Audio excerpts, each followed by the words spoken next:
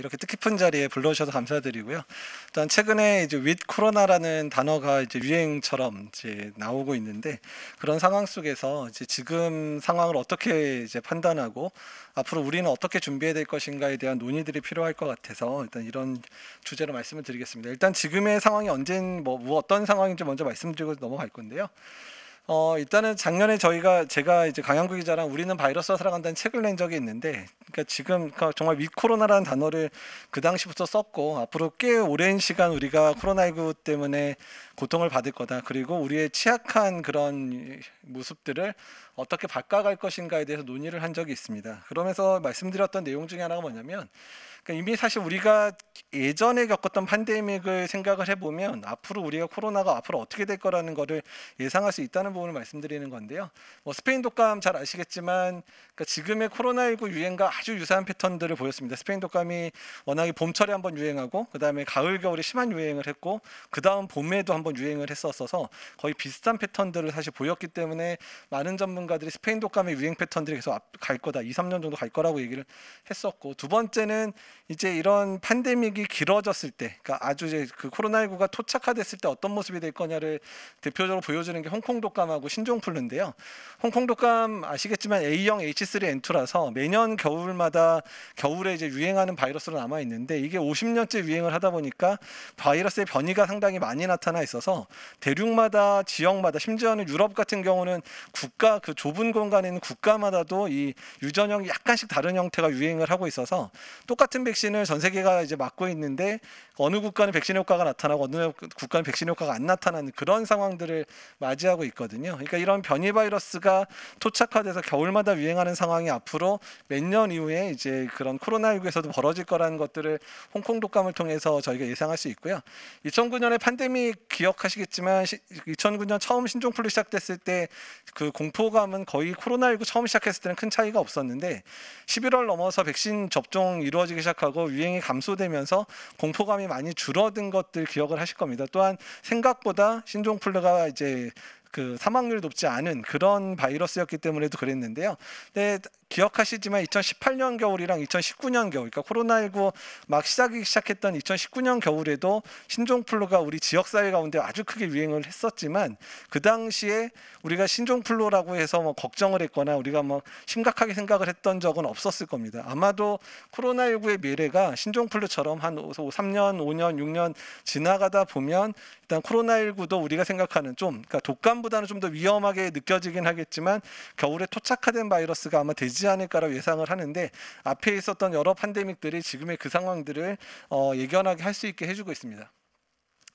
개인적으로 이제 제가 2015년에 에볼라 때문에 시에라리온 방문했었던 그 상황인데 어떻든 지역사회 또는 그 국가가 감염병에 대해서 준비가 되어 있느냐 안 되느냐에 따라서 정말 같은 바이러스라도 상당히 다른 형태로 유행하는 것들을 당시에 볼 수 있었고요. 메르스 때도 뭐 여기 다 고생하셨던 기억 나는데 어떻든 저희 병원에서도 환자 치료를 받았고 저희 병원이 다 동탄에서 2명이 다 전원돼서 그때 치료를 받아 했었거든요. 그래서 경기도하고 상당히 연관이 많았고 당시에 저는 즉각 대응팀원으로 활동하면서 전국에 있는 그 코로나가 발생한 병원들 방문해서 컨설팅하고 거기서 뭐 격리 어떻게 하고 병원 회복할 때까지 어떤 조치를 해야 되는지 이런 부분에 대해서 같이 고민했었던 그런 역할들을 했었습니다. 전 세계 유행 상황 간단하게 짚겠습니다. 일단 8월 20일자 결과인데 2억 명이 넘는 확진자, 400만 명이 넘는 사망자인데요. 여기가 지금 그 오른쪽에 맨 위에가 이제 그 신규 확진자의 봄인데 겨울철에 아주 피크가 있었는데 워낙에 봄철의 유행은 크지 않을 거로 예상을 했었는데 델타 변이가 인도에서 유행한 거하고 남미에서 이제 뭐 감마 변이라든지 이런 유행 때문에 이제 두 번째 봄철의 유행이 좀 더 커졌었고요. 그리고 유행이 좀 가라앉아서 좋아지나 보다, 특히 백신 접종 때문에 좋아지나 보다 했는데 델타 변이가 나오면서 지금 거의 겨울철에 유행했던 수준까지 지금 피크가 다시 올라가고 있는 상황이고요. 근데 다만 조금 아래 이제 사망자 커브가 좀 다르게 나타나는 게 보이시죠? 그러니까 백신 접종이 이제 어느 정도 이루어지기 시작하면서 사망자는 유행에 비해서는 약간 좀 감소되는 패턴들로, 그러니까 사망자가 늘어나기는 하지만 겨울철 유행이나 델타 변이에 있었던 그 인도라든지 이런 상황들에 비해서는 현재 사망자가 아주 급격히 늘어나지는 않는 패턴들은 백신 접종이 만든 그런 형태로 보이고 있습니다. WHO에서 이제 WHO 사무국이 있는 국가 중심으로 해서 이제 나눈 거 보면 이제 미주 대륙이나 유럽이 사망자가 제일 많습니다. 그러니까 이게 어쩌면 이게 신종과 특히 팬데믹에 나타낸 아이러니인데 오히려 아프리카라든지 아시아 퍼시픽이나 이런 웨스턴 퍼시픽이 사망자가 오히려 적고 방역에 강한 측면도 있고 아프리카는 진단이 제대로 안 되는 측면들이 있어서 낮지만 우리가 의료적으로나 어떤 경제적으로나 선진국이라고 했던 국가들이 실제로 이제 팬데믹 상황에서 어떤 거리두기나 이런 부분에 대해서 적극적으로 취할 수 없었던 여러 가지 이유들, 그러니까 국민들의 어떤 뭐 리버럴리즘이나 아니면 경제를 고려했던 부분 때문에 그 유행을 통제하지 못했던 부분들이 사망자의 부분에서도 많은 차이를 내고 있었고요. 한국 상황은 이제 확진 환자 이제 23만 명 넘어섰고 사망 환자 2,200명인데 어쨌든 뭐 지금 미국이 백신 접종 이후에 다시 이제 유행이 거세지고 있는 하루에 1,000명씩 사망하고 있거든요. 근데 우리나라가 1년에 2,000명이라는 얘기는 그것만 비교하더라도 우리가 지금까지 어떻든 잘했다는 것들을 보여주는 걸 생각이 됩니다. 그리고 연령별 사망률 지금 계속 떨어지고 있기는 한데 지금 7월 달까지 월간 사망률이 계속 떨어졌습니다. 이게 0.3%까지 떨어졌는데 지금 8월 달 넘어서면서 40대 50대 사망자가 늘고 그다음에 60대 이상의 예방 접종을 했던 분들의 사망자들이 안 했던 분들의 사망자가 늘어나면서 현재 사망률이 다시 0.5% 다시 늘고 있거든요. 그러니까 전체 오버롤은 0.9%는 확진자에 비해 사망자가 적어서 줄고 있기는 하지만 어쨌든 월간 사망률은 8월부터 좀 늘어나기 시작했다고 볼 수 있고요. 그리고 뭐 잘 아시겠지만 50대 이상의 사망자가 전체 사망자의 98%를 차지하고 있기 때문에 50대 접종이 어떻든 중증 환자 이완이나 사망자의 이완 부분에서 아주 중요한 부분으로 작용할 거라는 부분들은 이해가 되는 부분들일 겁니다. 그래서 이게 2020년 4월 30일에 이제 마이클 오스톨름이라고 바이든 정권의 코로나 TF의 그 위원인 분인데 작년 초에 이렇게 유행할 거라고 예측을 다 했었거든요. 근데 그럼에도 불구하고 그러니까 여러 번 유행할 거다. 가을 겨울에 크게 유행하고 봄에도 유행한 좀 있을 거다라고까지 예측을 했는데 그런 예측과 무관하게 이제 유럽이나 미국이 준비를 못했다는 부분들은 그러니까 팬데믹이 알고도 당했다라는 것들을 보여주는 측면에 해당되고요. 그러니까 마지막 그래프가 앞으로의 이제 1, 2년 정도의 그래프라고 생각을 하는데 그러니까 이번 유행이 가장 큰 유행이 될지는 모르겠습니다. 어떻든 이제 변이나 이런 것들 때문에 중간중간에 이렇게 한 번씩 에피데믹이 일어나는 형태로 조금씩 이제 잠잠해지는 형태로 갈 건데 전제 조건은 전 세계 국가가 예방 접종을 어느 정도 충분히 같이 해야 저런 커브가 만들어질 수 있어서 백신 접종의 불평등과 관련된 부분도 해결될 필요가 있다는 얘기들을 좀 드리고 싶습니다. 이제 이 부분이 이제 그 예방 접종이 시작되기 전까지의 이제 OECD 국가들의 방역의 성과를 나타냈던 대표적인 논문 중에 하나인데요.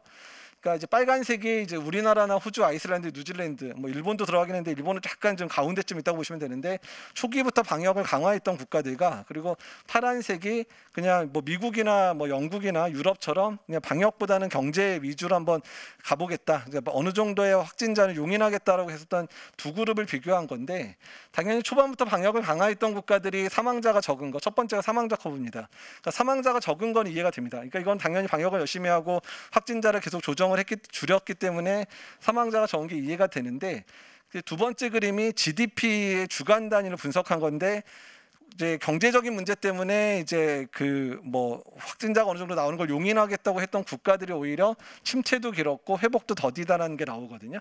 오히려 방역을 열심히 했었던 뭐 우리나라나 호주나 뉴질랜드 이런 국가들의 GDP 회복이 너무 빨랐다고 해서 이 부분도 이제 경제적인 역설이라고 얘기를 하고 있고 마지막 그래프가 이게 더 역설적인데 락다운을 한 수준 정도를 비교하면 그냥 크로닉하게 거리두기를 그냥 계속 유지했던 국가들이 오히려 유행 상황이 악화되면서 사망자가 늘어날 때마다 락다운을 시행해서 국민의 이제 자유를 억압했었던 부분들이 오히려 이제 경제 때문에 뭐 이제 거리두기를 강하지 않게 하겠던 국가들이 오히려 락다운이 심했기 때문에 개인의 자유는 훨씬 더 억압했다는 게 보여지는 측면이어서 그러니까 백신 접종 전까지의 그 패러다임 속에 있어서는 거리두기와 관련된 부분에 있어서는 일단은 이제 전반적으로 초반부터 강력하게 거리두기를 진행했었던 국가들이 전반적인 성적, 그러니까 뭐 사망자도 줄였고 경제적인 성과도 좋았고 개인의 자유도 덜 억압하는 방식에 성공했다는 걸 보여드릴 수 있고요. 그러니까 이제 다음 패러다임, 백신 접종 이후의 패러다임이 이제 7월까지라고 하면 7월 이후부터는 이제 변이 바이러스 때문에 이제 델타 변이의 패러다임으로 변한다고 볼 수 있을 것 같습니다. 그래서 이제 7월 이전과 7월 이후가 많이 달라지는데 그 부분들은 이제 국가별로 좀 이따 설명드리면서 말씀드리겠습니다. 어떤 백신 접종 상황 국가별로 보시면 색깔이 진할수록 높은 건데요. 미주 데려가고 유럽, 그다음에 중국 정도가 좀 높다면 이제 중앙아시아가 아니라 저쪽 중동에 해당되는 국가들이 경제력을 바탕으로 접종을 많이 하고 있고, 남미는 그나마 중국 백신들을 많이 갖다 써서 조금 높은 상황을 보이고 있고요. 근데 이제 아까 잠깐 언급이 됐지만 백신의 불평등 보급, 특히 대륙별 국가소득별 접종률이 상당히 차이 나는데, 아프리카가 지금 100명당 6.6회밖에 접종을 못한 부분들, 그리고 소득별로 이제 국가별 소득별로 나타냈는데, 로우 미들 인컴이나 로우 인컴인 국가들에서 전반적으로 접종률이 10% 미만입니다. 그러니까 이 부분을 왜 계속 말씀드리냐면, 그러니까 델타 변이도 인도에서 4월달에 유행을 했었죠. 그러니까 접종률이 10%가 안 됐을 때였거든요, 인도에서. 근데 유행을 한 게 실제로 유럽이랑 미국이랑 우리나라까지 전 세계로 흩어지면서 지금의 악화된 상황을 만들기 때문에, 아무리 그러니까 그 선진국들에서 예방 접종을 열심히 한다고 해도 저소득 국가에서의 예방접종률이 오르지 않으면, 거기서 변이 바이러스가 생겨서 계속 유입이 된다 그러면 예방접종 자체를 무력화시키는 정도, 뭐 무력까지는 아니어도 어쨌든 효과를 떨어뜨리는 형태가 돼버리면 계속해서 유행이 반복되는 유행이 생길 수 있기 때문에, 적어도 저소득 국가들의 예방접종률을 빨리 끌어올리는 것 자체가 전 세계적인 유행 상황, 특히 변이를 예방하는 측면에 있어서 상당히 중요하다는 부분을 말씀드리는 부분입니다. 백신별로는 뭐 이제 아스트라제네카가 냉장도 되고 가격이 저렴하다 보니까 가장 많은 국가에 접종을 하고 있고, 그 이외에 이제 화이자나 모더나는 보시면 이게 백신 불평등에 가장 큰 영향을 준 게 화이자하고 모더나거든요. 그러니까 이제 냉동 보관, 장기 보관은 냉동으로 해야 되기 때문에 아프리카하고 아시아권 국가에 전혀 접종을 못 하고 있습니다. 그래서 일단은 이제 mRNA 백신 자체가 냉장 보관이 가능한 형태의 개량이 빨리 이루어져야 되는 측면들, 그리고 그다음에 이제 그 외에 이제 뭐 노바백스라든지 우리나라 SK에서 만든 것처럼 냉장 보관이 가능하면서 대량 생산이 가능한 이런 단백질 합성 백신들이 나오는 수준이 돼야지 전 세계적인 백신 불평등은 좀 해결이 좀 되지 않을까 예상을 하고 있습니다. 그리고 우리나라 예방접종 상황 이제 8월 20일 기준이니까 좀 더 업데이트가 됐긴 했지만, 일단은 이제 50%, 22% 이렇게 넘어서고 있어서 이제 우리나라도 본격적으로 예방접종률이 더 올랐을 때 어떻게 해야 되는지에 대한 대비가 필요한 시기가 되고 하고 있고요. 그럼 델타 변이 상황 말씀드리겠습니다. 앞부분은 좀 넘어가고요. 일단 인도발 델타 변이에 관련된 부분 보시면 유전적 변이가 상당히 많습니다. 그래서 저 중에서 뭐 델타 변이에 해당되는 게 뭐 1, 2, 3 이렇게 나뉘어지긴 하는데, 어떻든 모두 많이 아시겠지만 알파 변이보다 한 50% 이상 증가돼서 기존 바이러스에 비해서 이제 영국이나 미국 데이터는 한 2.4배, 우리나라 데이터는 뭐 그때 아마 정재훈 교수님 얘기했겠지만 1.7배 정도 지금 전파력이 강해졌다고 얘기를 하고 있고요. 그래서 이제 21일 기준으로 국가별로 지금 변이 바이러스 여부 보면, 영국은 뭐 거의 100%, 미국도 이제 거의 99% 나오고요. 우리나라가 지난주에 85%였으니까 아마 거의 100% 넘어갈, 좀 있으면 이제 100%될 가능성이 있고요. 다만 남미는 이제 계속해서 이제 감마 변이랑 람다 변이가 문제인데, 특히 페루는 지금 람다 변이가 거의 90% 이상 나오고 있으면서, 아직까지 뭐 백신 효과를 얼마나 떨구는지, 뭐 전파력이 어떤지 나오진 않지만 전반적인 사망률은 꽤 올린다, 이렇게 얘기가 나오고 있습니다. 그러면 이제 국가별로 이제 예방접종률이 올라갔던 국가들, 그리고 지금 방역의 상황들을 다르게 적용하는 국가들의 상황을 좀 보여드리고 있는 건데요. 영국이 지금 이제 그 1차 접종을 마친 사람이 70%가 넘고요. 2차 접종 마친 사람도 65% 넘어섰거든요. 근데 보시면 확진자가 한 5만 명대까지 올라갔다가 최근에 방역 완화를 7월 19일 날 프리덤 데이를 선언을 하고, 그 방역의 의무 사항을 다 없애버렸습니다. 그러니까 예전에 마스크 착용 안 하고 이런 벌금을 내게 한다든지 이런 것도 다 자율적인 거로 다 바꿔버렸거든요. 근데 보시면 한 5만 명까지 올라갔다가 떨어지다가 지금 휴가철 끝나가는 시기 되면 다시 조금씩 확산이 되거든요. 그러니까 영국이 지금 프리덤 데이 이후에, 그러니까 지금 소위 말하는 윗 코로나 상황에서 성공할지 말지의 여부는 지금 결정되는 게 아니라 휴가철이 끝나는 8월 말이나 9월 초에 확진자가 늘어나는 거, 입원 환자 늘어나는 거, 사망자가 늘어나는 거, 이 세 가지로 판단할 건데, 일단은 확진자 범위에 비해서, 그러니까 올해 1월에 확진자에 비해서 그러니까 그 입원율이 지금 증가가 되고 있긴 하지만 많이 증가되지는 않고 있고, 사망자도 지난 겨울보다 많이 증가되지는 않지만 그래도 주간 단위로 100명 넘게 계속 사망은 계속 일어나고 있는 상황인데, 8월 말 9월 초까지 유지되느냐 안 되느냐가 영국이 그나마 좀 성공을 했냐 아니냐를 좀 구분을 해줄 수 있는 상황으로 생각이 들고요. 그다음에 우리가 이제 이스라엘을 초반에 그 3, 4월에 마스크 벗고 이런 것 때문에 되게 부러워하는 상황이었는데, 이스라엘 상황은 상당히 안 좋습니다. 지금 그 거의 지난 겨울과 유사한 수준 정도, 지금 하루 6천 명 정도의 확진자가 나오고요. 사망자도 늘어나고 있는데, 이스라엘의 문제는 화이자 백신을 초반에 맞추고 접종 간격을 3주를 지켜서 접종률 확 빨리 올렸잖아요. 근데 영국에 비해서 그 방어 효과가 떨어지는 속도가 상당히 빠르게 나타나고 있어서 최근 들어서 비접종자에서의 사망자뿐만 아니라 접종한 지 5개월, 6개월 넘어가는 사람에서의 사망자도 현재 같이 늘어나고 있습니다. 그래서 그러니까 지금 이제 이스라엘이 3차 접종을 지금 막 서둘러서 접종을 하고 있고, 3차 접종하면 다시 사망률이 떨어지는 상황이긴 한데, 지금 이스라엘이 가장 큰 문제 중에 하나가 제일 먼저 60%를 넘었는데 3, 4개월 동안 7%밖에 못 올렸어요. 그러니까 아주 백신 접종 안 하겠다는 사람이 딱 정해졌는데 절대 백신 접종 안 하는 사람이 30%, 40%가 있거든요. 근데 지금 주로 사망자는 그 중에서 나오고 있긴 하지만, 백신 접종자 중에서 아주 초기에 접종했던 사람도 사망자가 나오고 있는 게 조금 다르게 나타나는 경우입니다. 미국은 지금 거의 뭐 지난 겨울 상황으로 올라갔습니다. 지금 확진자도 뭐 지난 겨울과 비슷하게 하루에 10만 명 넘게 20만 명까지 나오고 있고, 사망자가 하루에 1,000명씩 나오고 있거든요. 지금 지난주 평균 사망자가 1,000명이어서 겨울철에 3,000명까지 올라갔다가 지금 1,000명 내외인데, 그러니까 지금 2,000명 정도 떨어진 게 백신의 효과라고 보는 거고요. 지금 미국은 뭐 잘 아시겠지만 공화당, 특히 트럼프 지지를 했었던 주에서 예방 접종률이 다 30-40%밖에 안 되니까 거기서 거의 대부분 그 겨울과 같은 유행 상황이 지금 벌어지고 있는 상황으로 보시면 될 것 같습니다. 싱가포르이 조금 이제 특이한 경과를 보이고 있는데, 싱가포르의 확진자 범위가 낮았음에도 불구하고 정말 강력하게 계속 거리두기를 유지했거든요. 그러니까 확진자 뭐 10명 미만일 때도 2명까지밖에, 저녁 6시 이후에 2명밖에 못 모이게 했었고요. 가족들 모임도 4명까지밖에 안 됐었고요. 그거를 푼 게 8월 초에 풀었습니다. 8월 초에 푸는데 그 전에 잠시 풀었을 때 100명까지 올라가서 저때 잠깐 다시 조였다가 이제 100명 정도 올라갔는데도 사망자 거의 발생 안 하더라. 한두 명씩 사망하니까 8월 초부터 이제 본격적으로 거리두기 완화를 시작해서 다시, 근데 그게 완화한 게 4명입니다. 지금 거리 모이는 게 가능한 게 4명. 이거 아직도 국경 통제 안 풀었거든요. 그러니까 싱가포르는 어쨌든 이제 위코로나를 하겠다고 얘기했지만 매우 신중하게 아주 천천히 낮추면서 사망자가 늘어나는지 안 늘어나는지를 카운트하면서 가고 있어서, 그러니까 아마 영국이 정말 이쪽 극단이고요, 싱가포르 이쪽 극단인데, 우리나라는 아마도 그 중간쯤을 가야 되지 않을까 생각이 들지만, 어쨌든 영국 모델 따라가기 힘들 것 같고, 싱가포르 모델 따라가면 점진적으로 거리두기를 완화하면서 백신 접종률을 올리는 전략으로 가기에는 조금 더 싱가포르이 낫지 않아 생각을 하고 있습니다. 그러면 델타 변이에 대한 문제를 말씀을 드리면, 그러니까 지금 그 R0값, 이거는 바이러스의 고유 성질인데, 우한에서 시작된 게 한 명이 2명인 2.4에서 2.6되고, 유럽으로 올 때 지클레이드가 나왔을 때 3 정도로 올라갔거든요. 근데 델타가 5에서 8인데, 지금 여기서 이제 말씀드리고 싶은 건 뭐냐면, 5에서 8에 해당되는 이제 그 질환이 밑에 6에서 7인 루벨라 있잖아요. 풍진이 6에서 7이거든요. 근데 6에서 7인 그 R0 값을 가진 거에 집단 면역을 이루려면 83%에서 85% 정도의 면역도, 그러니까 이건 면역도입니다. 항체를 가진 사람 또는 방어 효과를 가진 사람이 83%에서 85%가 돼야 되는데, 루벨라 백신은 1회 접종 또는 2회 접종하면 100% 효과를 얘기하거든요.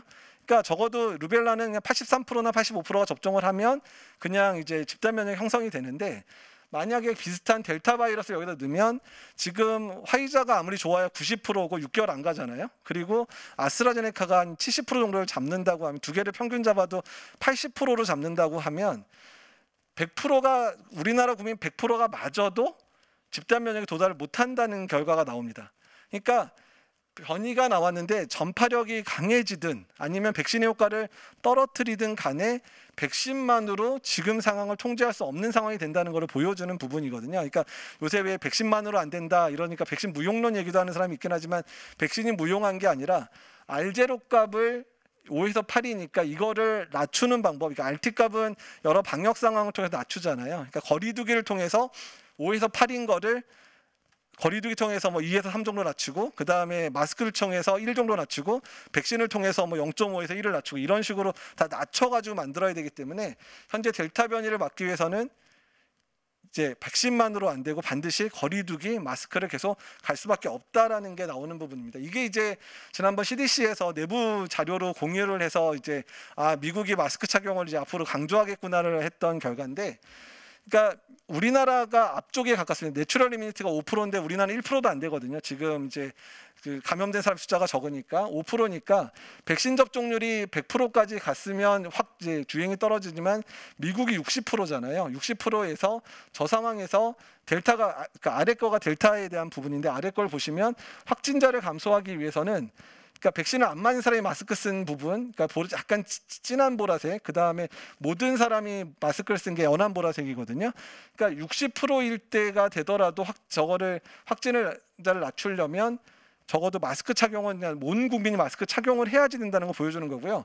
우리나라는 40%로 이제 가니까 우리나라는 마스크 착용하는 것만으로 당연히 안 되게 돼 있는 상황이죠. 이제 50% 되니까 점차 60%로 가니까 그래서 현재 상황에서 백신 접종이 올라가더라도 델타 변이 때문에 당연히 마스크 착용을 계속 해야 된다는 거고 그것만으로도 안 된다 그러면 일단 거리두기까지 강화할 수밖에 없다라는 것을 보여주는 부분입니다. 그래서 우리나라 예방접종률이 충분히 올라가기 시작을 하게 되면 일단 마스크 착용 그리고 거리두기의 일부를 완화할 수는 있겠지만 백신 접종만으로는 절대로 다음 상황을 만들어낼 수 없다. 그래서 패러다임, 그러니까 지금 아까 말씀드린 백신의 패러다임인 4월에서 7월 이전 또는 이제 4월 이전까지는 백신만으로 유행을 잡을 수 있을 거란 패러다임이 강조됐다면 이제 앞으로는 델타 변이 때문에 백신 플러스 마스크 거기다가 거리두기. 근데 거리두기는 이제 점차 천천히 완화할 수 있겠죠. 그러니까 백신 접종률이 오르게 되면 마스크 착용을 잘한다는 조건에서는 거리두기를 점차 완화할 수 있게 되기 때문에 앞으로의 이제 윗 코로나의 가장 중요한 방향은 얼마나 백신 접종이 올라가면서 유행성이 꺾일 때 거리두기를 어떤 요소부터 차근차근 빼나갈 건가를 논의할 필요가 있다는 부분을 말씀드리는 부분입니다. 그래서 일단은 예방접종으로 대응할 수 있는 방법들은 접종률 목표는 당연히 상향, 맞을 수 있는 사람 다 맞춰야 되죠. 그리고 청소년 접종도 이제 3분기, 4분기에 이제 접종을 시작할 건데 최대한 접종률을 이제 할 수 있도록 권장을 해야 되는 상황이고, 그다음에 부스터샷도 이제 이스라엘 데이터 보면 6개월 넘어서기 시작하면 거의 50%, 40%까지 떨어지고요. 미국 데이터 보니까 최근에 6개월이 되면 그 요양병원에 있는 사람들의 방어 효과가 50%대로 떨어지더라고요. 오늘 이제 뉴스에 나왔는데 그렇다 그런 얘기는 우리나라도 적어도 6개월이 지난 고위험군들, 특히 요양병원 대상에 입소해 계신 분들은 적어도 10월 이후이나 11월 이후에는 이 3차 부스터샷을 시작을 해야 된다는 걸 얘기를 해주는 측면이고요. 그다음에 교차 접종과 관련되어 있는 부분들을 보시게 되면 이쪽에 이제 변이 바이러스에 대해서 교차 접종할 때 중화항체 능인데 전반적으로 아스트라제네카 1차 맞고 화이자 2차 맞는 게 전반적인 그런 그 변이 바이러스에 대한 효과가 올라가는 걸로 나옵니다. 그래서 그러니까 지금 우리나라가 내년도에 백신 준비하는데 화이자하고 모더나만 지금 잔뜩 사놓고 있기는 한데, 근데 지금 교차 접종, 특히 아스트라제네카나 이제 그 화이자 또는 모더나를 교차 접종했을 때 여러 가지 중화항체가 더 효과적으로 생기는 걸 봐서는 우리나라도 내년에 아스트라제네카나 이런 부분들도 교차 접종에 활용하든지, 아니면 우리나라에서 개발한 SK바이오사이언스나 아니면 이제 10월 이후에 이제 나오는 노바백스를 교차 접종으로 활용을 해서 이런 부분들이 좋은지를 활용을 해서 부스터샷은 되도록이면 같은 백신보다는 다른 백신으로 가는 게 유리하지 않을까 정도, 이제 이런 얘기들을 지금 하고 있는 상황이고요. 최근에 이제 아마 언론에서 보셨겠지만 그 화이자하고 아스트라제네카가 3개월까지는 화이자가 좀 예방 효과가 괜찮은데 이제 4개월 넘어가기 시작하면 아스트라제네카는 좀 떨어지는 게 천천히 떨어지는데 화이자가 먼저 떨어지니까 화이자가 오히려 장기 면역성은 좀 떨어지는 게 아니냐라는 레포트가 나온 부분이 있어서 이 부분도 화이자 접종한 사람들은 어떻게 할 건가에 대한 고민들이 필요합니다. 백신과 관련된 얘기는 이미 아실 거여서 그 부분 넘어가고요.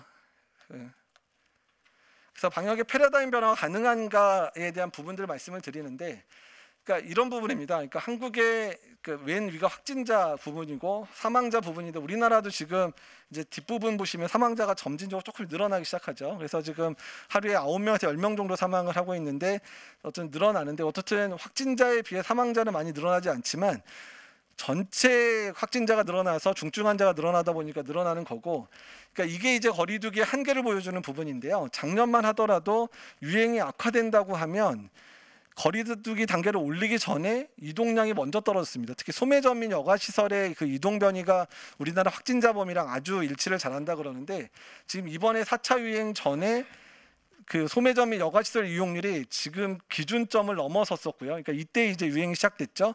근데 보통 우리나라 확진자가 확 늘어나면 떨어졌거든요. 보시면 2차, 3차 때 다 떨어졌었거든요. 근데 안 떨어집니다. 그러니까 이 부분이 이제 사회적 거리두기 단계가 이제 그러니까 뭐 작동을 안 하는 건 아닌데 이동량 부분에 영향을 많이 못 주고 있다라는 걸 보여주는 거거든요. 그러니까 사람들이 집 밖에 안 나오게 하고 뭐 이동하지 않고 휴가 안 가게 하고 이런 건 이제 힘들어졌다는 거고요. 그러니까 그러면 다른 요소들 어떻게 이 사람들을 이제 덜 만나게 할 건가에 치중해야 되는. 그러니까 이제 만남을 줄이는 방법들을 해야 되는데 또 그렇게 한다고 식당이랑 카페를 이제 9시로 당겨놨잖아요. 근데 그게 반발도 심하고 그 경제적 비용도 많다 보니까 어떻게 효과적으로 낮출 건가에 대해서 앞으로 거리두기를 고민을 해야 되는 것들을 보여주는 겁니다. 이제 이동량이 안 준다는 얘기는 이제 거리두기 단계로 사람이 덜 움직이게 하는 거는 이제 힘들어졌다는 얘기니까 앞으로 어떤 방식으로 덜 만나게 하고 만나더라도 안전하게 만날 건가를 이제 치중하는 방식으로 갈 수밖에 없다라는 걸 보여주는 그런 그래프고요. 중증 환자 현황도 보시면 이제 대해정 경제정책연구원의 장영욱 박사 제공해 주신 건데 지금 400명, 420명까지 올라갔는데 연령대가 보시면 이제 하늘색에 해당되는 30에서 60대가 전체의 지금 한 40% 정도를 차지하고 있는 상황이 됐기 때문에 이제 앞으로 예방접종 전략할 때 어떻게 할 거냐. 당연히 60대 이상이 안 맞은 사람들도 강조해야 되긴 하지만 일단 빨리 맞춰야 되는 그룹들 적어도 40대, 50대 접종을 빨리 서둘러야 되는 거를 보여주는 이제 인데 50대 이제 1차 접종 마친 상황이고 40대가 이제 내일인가 26일부터 접종 시작을 하는데 그러니까 좀 이제 일부 전문가들은 그러니까 40대를 먼저 맞추고 20, 30대를 좀 늦췄으면 어땠을까. 근데 지금 20에 40대 묶어놨잖아요. 그래서 좀 그게 좀 불안하다고 얘기하시는 분들이 있어서 원래는 50대 맞추고 40대 맞추고 20, 30대 묶었어야 되는데 최근에 20대들이 너무 이렇게 자기네 맨날 소외시키냐는 얘기 때문에 20, 40대를 묶었는데 어떤 그 부분은 조금 좀 부담으로 작용할 가능성이 높습니다. 그리고 연령별 중증도가 이제 2부 그래프가 보시면 그러니까 지금 이제 맨 앞이 80대 이상 중증도 별로 안 늘어나죠. 예방접종 효과고요. 70대도 중증도 살짝 늘어나지만 별로 안 늘어나고 60대도 안 늘어나지만 보시면 그러니까 지금 실선이 지금 이게 그 중증도인데 50대부터 중증도가 확 올라가는 그래프가 보이잖아요. 그러니까 지금 50대가 문제고 그 다음 40대도 올라가고요. 30대도 올라가고 20대가 조금 덜 올라가고요. 10대 미만, 그러니까 10대는 아예 안 올라갑니다. 그러니까 지금 이제 예방접종 전략 아까도 말씀드린 대로 아쉬운 부분이 40대를 먼저 맞췄었으면 어땠을까? 아니면 그나마 이제 20대도 전반적으로 올라갔으니까 20에서 40대 예방접종을 좀 더 빨리 맞을 수 있도록 하는 게 중요할 것 같은데 모더나가 좀 일찍 들어오기 시작하면서 전체적으로 접종 뒤로 밀렸던 20에 40대를 추석 이전으로 다시 당기고 있잖아요. 그래서 이 부분들을 조금 강조해서 홍보해서 뒤늦게 9월 말이나 10월 초에 1차 접종하는 20에 40대를 좀 당겨서 추석 전으로 당기게 하는 전략도 반드시 필요할 것 같다는 얘기를 드립니다. 영국 출구 전략의 원칙이 그러니까 영국이 참 이게 좋은 게 어떤 전략이 있으면 홈페이지에 아예 원칙을 다 넣어놓습니다. 그러니까 그래서 우리는 이런 기치를 가지고 할 거고 이런 문제가 있으면 어떻게 할 거다라고 다 써놨는데 뭐 다른 거 다 빼놔도 맨 마지막에 리테인 컨디션시 메저라 그래서 어떤 상황 악화되면 원래대로 돌아갈 수 있다. 그러니까 지금 한 거를 끝까지 유지하지는 않는 거고 사망자 너무 늘어나거나 입원 환자 늘어나면 다시 돌아갈 수 있다는 전제를 달고 지금 그런 정책을 썼고요. 싱가포르 같은 경우에 뭐 확진자 위주의 전략을 벌이겠다고 했더니 방역을 포기한 것처럼 생각하는데 아까 말씀드린 대로 절대 포기하지 않았다는 거고요.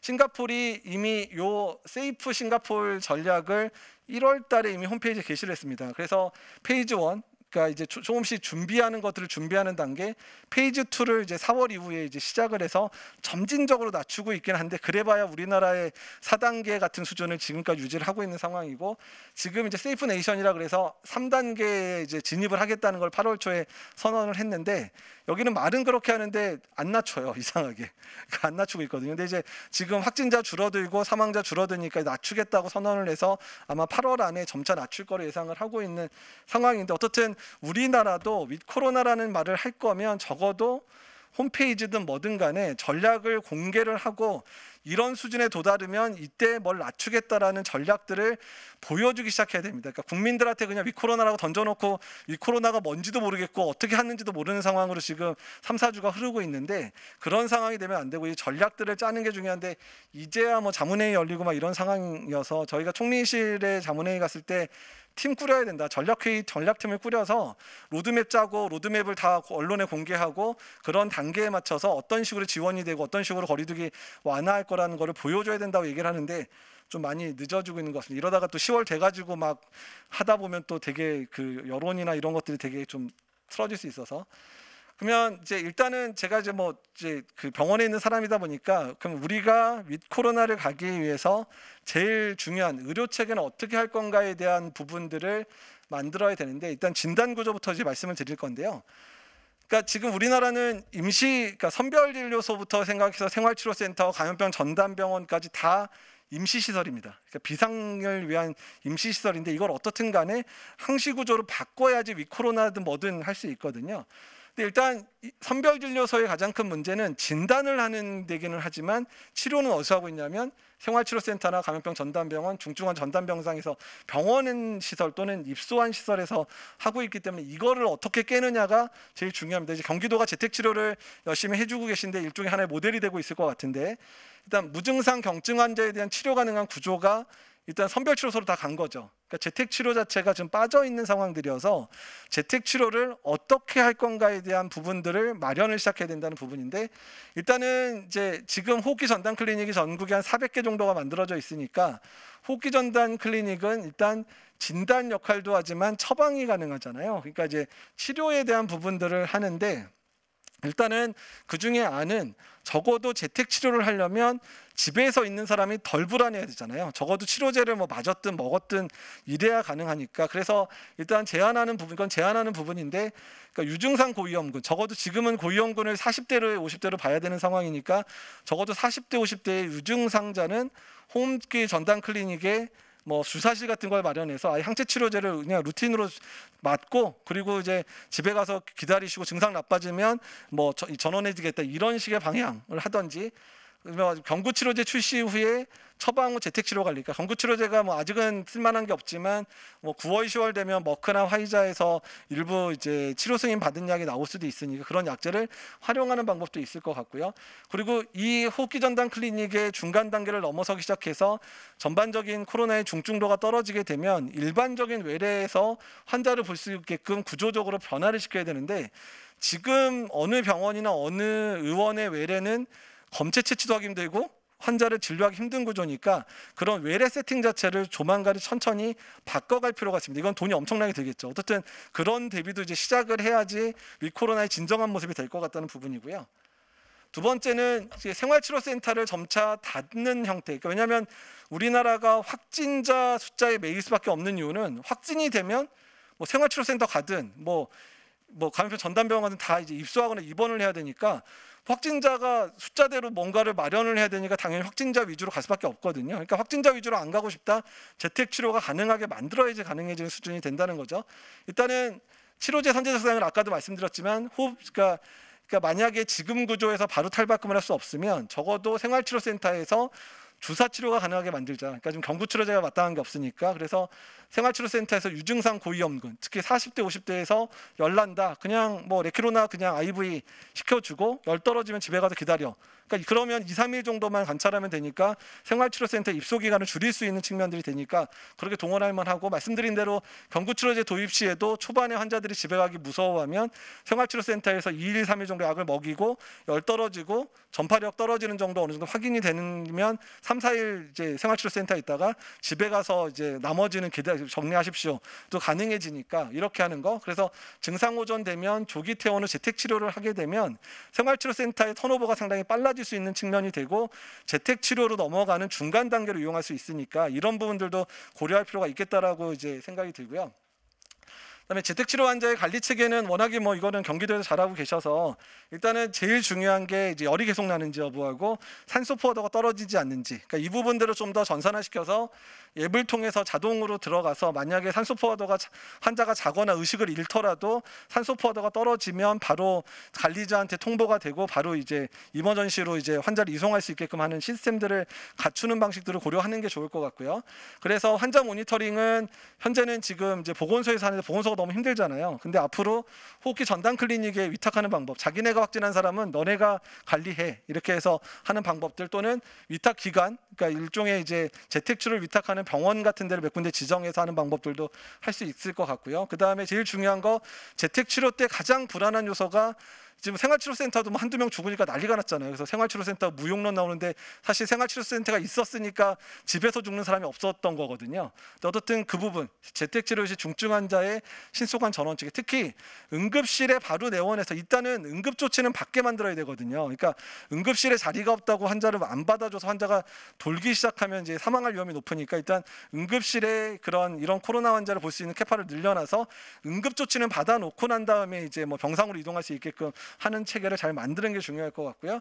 그래서 마지막으로는 제일 중요한 건 공감됩니다. 확진 환자가 우리 집에 있더라도 크게 문제가 없거나 안전하다고 느껴야지 되는 상황이라 일단 이 두 가지 조건이죠. 예방접종을 충분히 올려야지 가능한 부분들이고, 두 번째는 적어도 아까 말씀드린 대로 어떤 치료를 받고 있다는 생각을 해줘야 그 환자들이 이제 그래도 집에서 나는 이제 뭐 주사를 맞고 왔든 뭐 치료제를 먹고 있든 간에 나는 그래도 좀 덜 위험해라는 거를 공감대를 줘야 되기 때문에 이런 부분들을 컴펜세이션 할 수 있는 부분들을 통해서 국민적 공감대를 가져야 됩니다. 그리고 이제 감염병 전담병원하고 이제 중증 전담병원도 이제 점진적으로 이제 일반 병동에서 환자를 볼 수 있게끔 바꿔야 됩니다. 특히 감염병 전담병원 단계적으로 지정 취소하고 종합병원 이상의 코로나 전담병동 아예 구성을 해서 그 병동에는 코로나 환자만 입원하게끔 해서 일반 병원에서도 환자를 볼 수 있게 하면 입원 환자가 늘더라도 감당이 가능하거든요. 근데 지금은 감염병 전담병원만 지정해서 거기에 있는 병상만 이용하다 보니까 이 병상을 늘리기 쉽지 않고 이런 상황이다 보니까 일반 병원들, 특히 내과계 진료가 가능한 병원에서는 코로나 환자를 일상적으로 진료할 수 있는 상황들을 만들어서 전담 병동을 이제 구성하고 지금 현재 이미 국민 안심병동 운영하고 있잖아요. 근데 저희도 안심병동에서 확진자 여러 명 나왔거든요. 한 벌써 1년 반 사이에 한 20명 나왔는데 크게 병동 간호사한테 전파시키지 않고 보호구 있고 다 했었기 때문에 그걸 좀 확대해도 가능하니까 그런 환자를 아예 국민 안심병동을 이용해서 입원시키는 방법도 고려할 수 있을 것 같고, 추후에 이제 입원 환자가 많이 감소되면 이제 음압격리실 지금 300병상 이상은 다 가지고 있으니까 거기에 입원시키는 방법까지 확대할 수 있겠다는 생각이 듭니다. 중증전담병상도 단계적으로 지정 취소를 하면서 중환자실 내 음압격리병상을 늘린 상황에서 그냥 음압격리병상에서 그냥 치료할 수 있게끔, 그냥 요새 뭐 이동하는데 음압카트 같은 걸로 다 이동을 하고 CT실도 가고 다 가니까 그냥 중환자실에 음압병실에 넣어놓고 거기서 검사하러 갈 때는 음압카트로 이동하면 되니까 지금까지 그냥 중환자실 안에 꼭 따로 만들어진 중환자실에서 환자를 본다는 생각들을 좀 버려야 되기는 하고, 추후에는 미국처럼 모든 중환자실 1인실화 만들어 놓으면, 그러니까 미국이 그 많은 사망자가 그러니까 중환자가 나와도 그냥 버틴 게 1인실 구조로 다 만들어지니까 그냥 1번부터 8번까지는 코로나 환자, 9번부터 나머지 다른 환자 이렇게 나눠도 전혀 문제없이 진료가 가능하거든요. 그러니까 그래서 버텼기 때문에 앞으로 중환자실도 음압격리병상을 확충하든 1인실 구조로 변경을 하는 것은 장기적으로 가면서 일단 코로나 환자를 일반 중환자실의 1인실에 입원하는 방식으로 전환을 하게 되면 전국에 1인실 중환자실이 꽤 있으니까, 그렇게 되면 이제 전국의 모든 병원이 코로나 중환자를 볼 수 있게만 한다면 중환자실의 부족 상황을 해결할 수 있는 부분이 돼서 장기적으로는 이런 데까지 진출을 해야 되는데, 그러니까 지금까지 말씀드린 게 뭐 보시면 알겠지만 한두 달에 될 수 있는 일이 아니잖아요. 그러니까 예방접종 충분히 올라가면서 구조 변경에 대한 부분, 또 그런 부분을 예산도 지원하고 이래야 되는 측면들이 있으니까 이 부분들을 적어도 3개월에서 6개월 정도 준비를 해서 의료계의 공감대 또 국민들의 공감대를 가지고 천천히 진행을 해야 되기 때문에 지금 전략을 짜는 게 상당히 중요하다는 부분을 말씀드리는 부분입니다. 그래서 이제 마지막 슬라이드 이제 2장 정도 남은 것 같은데요. 거리두기와 백신 접종은 이제 트레이드오프 해야 된다. 점진적으로 올라가면 해야 되는데, 일단 백신 접종률이 충분히 올라서 중증 환자, 특히 아까도 말씀드린 40대 50대 중증 환자가 줄어들기 시작할 때부터 전반적으로 이제 완화할 수 있다. 그래서 거리두기 완화를 4단계, 3단계, 2단계, 1단계 이렇게 해서는 리바운드가 너무 심합니다. 갑자기 확 낮춰버리면 국민들의 그런 정서적인 이완도 같이 동반되면 확진자가 확 늘어나면서 중증 환자가 늘어날 수 있으니까 거리두기 요소를 점진적으로 제거하는 거. 만약에 쓸 수 있는 거는 뭐 9시 규제를 10시로 푼다든지 10시 규제를 12시 푼다든지, 또는 그 다음 백신 접종자에 대한 인센티브부터 먼저 적용하자. 그러니까 지금 6시 이후에 4명 백신 접종자 연 것처럼, 그러니까 추후에 먼저 열 때는 백신 접종한 사람들이 다중이용시설을 이용할 수 있게 하거나, 아니면 식당 카페도 접종한 사람은 뭐 9시 이후에 이용할 수 있게 하거나, 그다음에 이제 요새 가장 문제는 헬스클럽 같은 데도 접종자들은 늦게까지 이용할 수 있게 하거나 이런 식으로, 아니면 접종자들은 샤워실 이용할 수 있게끔 이런 식으로 좀 해서 접종을 독려도 하면서 실제로 좀 더 안전한 거리두기 완화 방법들을 동원하는 게 좋겠다는 얘기고요. 근데 또 비용 효과를 고려해서 낮은 요소부터, 비용 효과, 돈은 무지들고 보상할 건 많은데 효과가 떨어지는 것들을 이제 계산을 좀 경제학자들하고 계산을 해서 그런 요소부터 먼저 빼자. 그러니까 지금 이제 가능하다면 이제 어느 정도 접종률로 해서 사망자가 줄어들기 시작하면 일단은 영업 정지를 시켰던 부분부터 천천히 완화시켜야 되긴 하는데, 다만 이제 두 가지 데이터죠. 경제적인 피해하고 확진자 또는 중증 환자가 많이 나올 수 있는 이 두 개를 저울을 해서 그 중에 좀 더 비용이 덜 드는 것부터, 이제 덜 드는 건 안 두고 비용이 많이 드는 것부터 빼는 방식으로 가야 될 것 같습니다. 그다음에 고위험군 미접종자에 대한 대안이 마련이 필요한데, 뭐 아시겠지만 그 60세 이상의 미접종자들 다시 예약하라고 했더니 30% 미만밖에 예약 안 하잖아요. 그러니까 진짜 접종 안 하려고 하는 사람 접종 안 하거든요. 그러니까 그래서 접종 동료 캠페인에서도 이미 나는 접종 안 하겠다고 하는 사람들이 원래 대상이 아니라 할까 말까 망설인 사람이 대상인데, 이미 할까 말까 망설인 사람 다 맞았거든요. 그러니까 지금 남아 있는 사람들은 뭐 웬만하면 안 맞겠다는 사람인데, 이 사람들을 독려하는 방법은 두 가지입니다. 강력하게 인센티브를 주든지. 근데 접종 순순히 한 사람들이 되게 그러면 차별적으로 느껴지잖아요. 그러면은 줄 수 있는 거는 페널티를 주는 거거든요. 그러니까 이미 지금 유럽의 국가들이, 그 리버럴리즘 있는 국가들이, 일부 국가가 진단 비용 니네가 내라 이제 시작한 국가들이 몇 개 나오기 시작하죠. 미국 같은 경우 연방 정부 차원에서 접종 안 하면 못 들어와, 너네 이제 연방 정부 건물에 못 들어와, 이제 점차 시행을 하기 시작하잖아요. 그래서 이제 이 방법이 마지막 남은 거고요. 이제 마지막에 이제 끝까지 가면 그래도 안 맞으면 치료비 네가 내, 백신 접종 안 한 사람 치료비 네가 내, 이제 이 정도도, 만약에 접종률이 뭐 이스라엘처럼 60%의 정체가 일어나기 시작하거나, 우리나라도 그렇지는 않겠지만 고위험군에서의 사망자 계속 늘어난다, 60대, 70대, 80대에서의 사망자가 안 준다, 그러니까 유행을 완화했더니 계속 그쪽에서 유행이 생겨서 사망자가 나오면 이 방법 쓸 수밖에 없게 되는 상황 올 수도 있거든요. 그래서 이 부분들도 마지막 카드기는 하지만 고민을 할 필요가 있다는 부분을 말씀드리고 싶습니다. 그래서 장기화 관련된 부분들은 뭐 딴 거는 없고요. 그냥 그러니까 제가 이제 작년 책에도 되게 중요하게 얘기했던 부분이 뭐냐면, 취약한 곳은 계속 취약하게 남을 수밖에 없는 구조거든요. 그러니까 앞으로의 코로나가 끝날 때까지 이 취약한 부분들을 어떻게 개선해 나갈 거냐에 대한 부분의 숙제, 그리고 다음 팬데믹 전까지 우리가 이 취약한 것을 얼마나 잘 조정해 놓느냐가 추후에 우리가 어떤 새로운 팬데믹일 때 거리두기를 한다든지 뭐 이랬을 때 그 부분에 있어서 가장 중요한 역할들은, 우리가 다음 팬데믹에 그래도 코로나19로 인해서 우리가 얻은 교훈 때문에 이런 취약한 것들을 없애서 이번 팬데믹은 그래도 경제적 피해가 최소화시키면서 방어했다, 이런 얘기를 들으려면 앞으로 어떤 취약한 곳을 우리가 바꿔야 되는지 고민할 필요가 있다는 겁니다. 예. 그래서 정리하면, 코로나19 유행의 지속과 함께 바이러스가 어떻게 살아갈 건가, 이제 위코로나가 화두가 되고 있고, 백신 접종 국내 유행 최소화, 그걸 위해서는 의료 체계 정비를 지금부터 본격적으로 준비를 해야 되고, 그다음에 말씀드린 백신 접종률 상승과 거리두기의 트레이드오프에 대해서 원칙을 정해야 된다는 부분. 그래서 코로나19는 사라지지 않겠지만, 토착화는 되겠지만, 어떻든 우리가 코로나19에 대한 공포감이 사그라들 때, 아마도 이때가 위코로나가 진정한 시작인데, 앞으로 2, 3년 정도 지나면 코로나는 그래도 그냥 예방접종이라고 이래서 그냥 걸리더라도 좀 힘들기는 하지만 그렇게 위험한 건 아니야 라고 생각하는 그 시점이 어쩌면 위코로나의 완성의 시기가 되지 않을까, 그런 시기를 우리가 지금부터 준비를 해야 앞으로 이런 패러다임의 변화가 정말 이루어졌다고 얘기할 수 있을 것 같습니다. 예, 이거로 마치겠습니다. 감사합니다.